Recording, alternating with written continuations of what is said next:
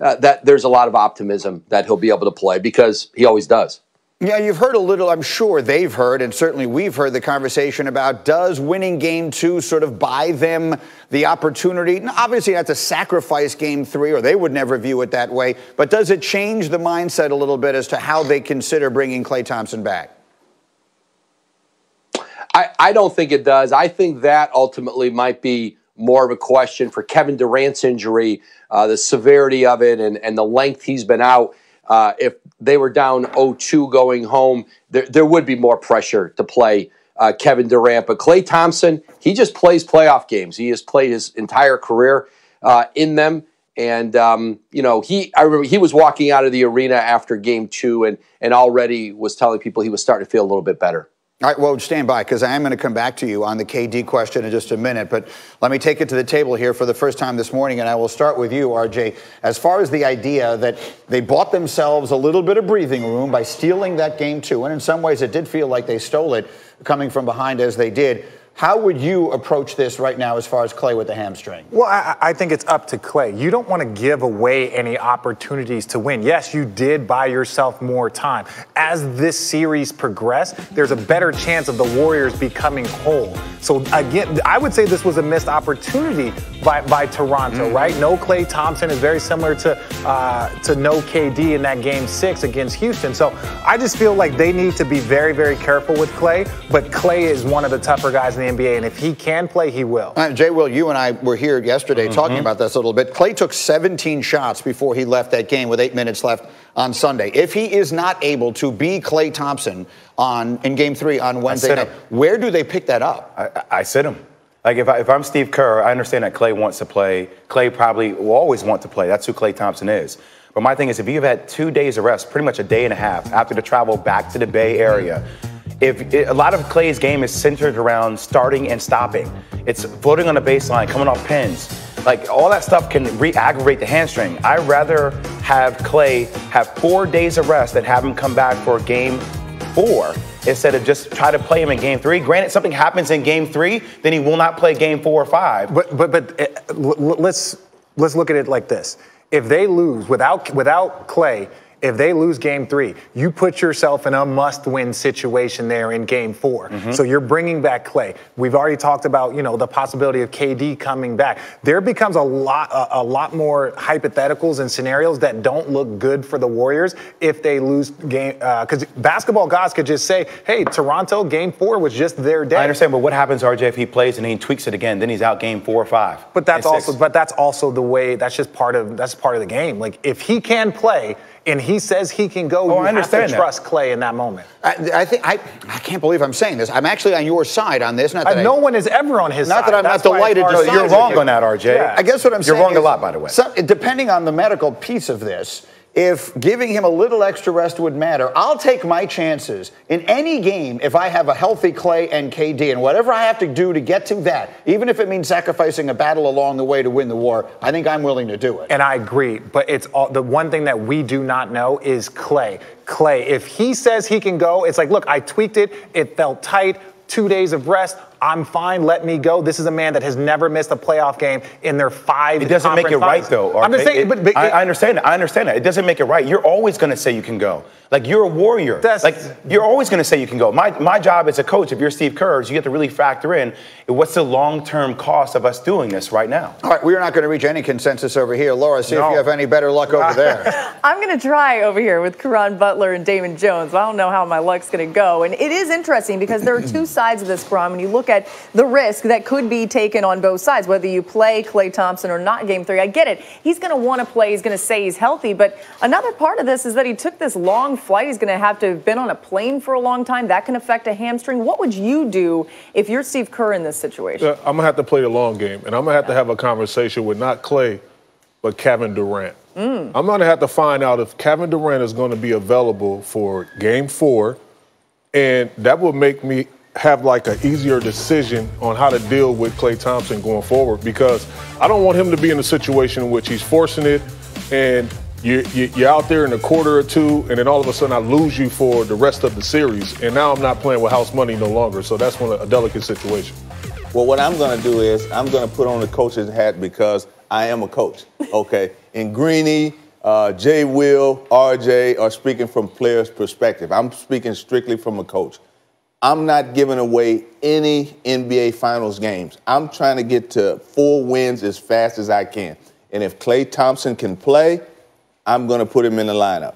Right, so that's interesting because I don't think the Warriors, even if they don't have Klay Thompson or Kevin Durant for Game 3, feel like they're necessarily conceding that game. They still feel like they could win. The chances are lower. The chances are lower, but at the same time, I mean, you got DeMarcus Cousins back. Right. It's not like he's not a perennial all-star. He is, and I like what he did last game. And Steph Curry, I mean, we know he can do some amazing things, but I'm telling you, your probability for winning without Klay Thompson and without Kevin Durant is on the floor. But imagine not having him going forward at all if you lose him in a Game 3. But this is what I'm saying, okay? If he's injured, right, or if he's hurt to a point to where he can't play Game 3, Game 4 is just a day and a half more. So how much healthier is he going to get between Game 3 and Game 4? Yeah, there's a quick turnaround with the timing there. And you mentioned Kevin Durant and his part in all of this. Greeny, that's a whole other aspect that really could affect Klay Thompson, too. Yeah, I want to bring Woj back in on that thought because it feels like all roads are leading back to the Kevin Durant discussion. And Woj, you touched on it briefly. Let's talk about him here now with KD. He hasn't played since May 8th. What are you hearing about when we might see him again? Well, the Warriors have 1 day of practice before Game 3. That's today. And, Steve Kerr has said that it is feasible that Durant could come back and play a game having practice only 1 day. He hasn't been cleared yet to practice. And we'll see whether that happens today or does that happen prior to Game 4. But I think with Kevin Durant, I think it's got to be independent of what Klay Thompson is doing. Certainly Kevin Durant has a voice in this, and when he's ready, there's a lot at stake moving forward for him. He's not under contract after this season, and I think they have to treat him independent of whatever Klay is going to do in Game 3. All right, well done, Woj. Thank you very much with that here. I want to bring this back to the table. So many different things about this that I find interesting. One of them, it came up in our meeting this morning. You played in a bunch of NBA Finals.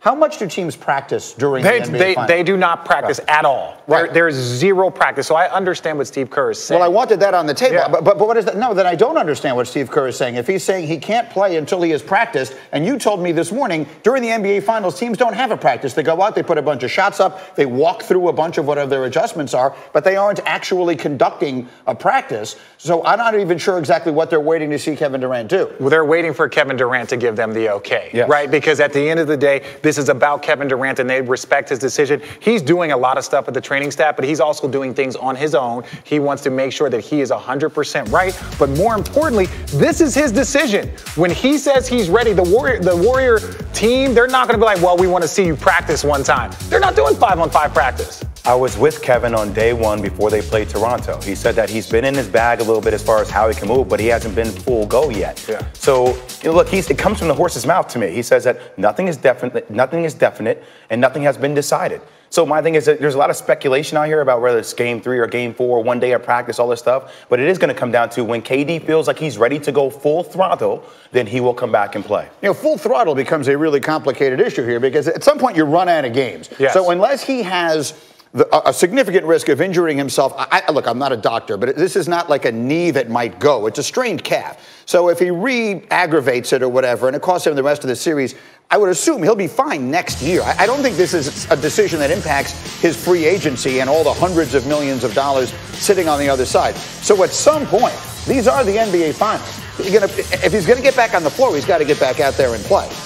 Well, yeah, he's definitely going to. Look, Kevin Durant is a competitor. All these guys compete at a very high level. KD is going to come back. It's just a matter of when is that. And by the way, winning a game in Toronto helps that cause. Yeah. If they're able to win a game or 2 games, and In the Bay, it changes it again. And I didn't say that well. I meant, like, I don't know exactly what full throttle means. Like, at some point, you either can play or you can't. And if you can play, you got to get out there and try. There's nothing left to wait for. When basically he's saying they want to see a practice, they want to know that Kevin Durant feels comfortable, whether he's playing 1-on-1, playing 2-on-2, just running up and down. There's not going to be a 5-on-5 practice. There's not going to be a quote-unquote scrimmage that will happen in the NBA Finals. They just don't have enough bodies and can risk injury of that. They literally don't have enough bodies. No. I'm not sure they can field a 5-on-5 practice with Golden State right now. So, Laura, once again, we can't come to a consensus here. What can you do? Yeah, every time I see that video of KD and Clay in the hallway kind of hobbling around, it makes you think you hope they feel better than that. But what's actually at stake here, Karan? Because you brought up some points about the fact that they don't want KD to be a scapegoat if he comes back and doesn't play well or they lose. There's so much more here from a free agency standpoint. It really is. And the sense of urgency would have heightened if you did not have Klay Thompson even saying that I'm going to be available for Game 3. Yeah. Now, if you lose him for the foreseeable future going forward, because the hamstring is a tricky thing. You're talking about functional and all these things. That means Kevin Durant, the burner is to his back at that point. He has to come out there and perform at a high rate. 75% Kevin Durant is better than 75-80% of the league. He's a perennial all-star at 75%. Yeah. So I would take a 70% Kevin Durant out there anytime. And DJ, he's going to make this decision himself, as we've heard everybody say. In fact, we were saying that he'll probably announce it on his own terms, on his own platform, and then Steve Kerr's going to know at the same time that we know. Yeah, believe that. Jay will know before anybody. Yeah, Jay Will might know. But when you look at that from Steve Kerr's standpoint, and you brought this up earlier, Karan, is he going to KD and saying, hey, like, how close are you to figuring this out? I don't think so. And the practice that I think Steve Kerr is talking about is maybe 3-on-3 with some of the guys that don't play or haven't dressed out in the finals. I think that's the type of practice that he was referring to see if, Kevin can, do some things offensively, move defensively well enough to get out there and play. So at this point, it's all on Kevin Durant. We all hope as players and as coaches that he comes back and he's able to play at his highest level. And quickly, where's the sense of urgency from your perspective that you think the Warriors have to get him back out there from the standpoint of trying to keep him as free agency is approaching? Well, I'm under the impression that if you win the championship, why leave? It's another opportunity to win another championship and add to your legacy of winning 4 championships in a row. All right, well, plenty more could be discussed about that, and we will do that. More NBA coming up in this hour as Karan will actually tell you where each of the big free agent names will land this offseason. He's got his picks, and speaking of free agents, that actually leads us to our poll question this morning. This is on Twitter, @GetUpESPN, so check it out. Starting next season, the poll question asks, which NBA free agent whose name starts with K will win a first title? Now, a title first, excuse me. It's funny how they all have K names. Kevin Durant, Klay Thompson, Kawhi Leonard, Kyrie Irving. Check that out on Twitter. We'll be updating the results throughout the morning, and we'll let you know what we think as well. Which of those guys wins a title first? Let's get up and go here this morning.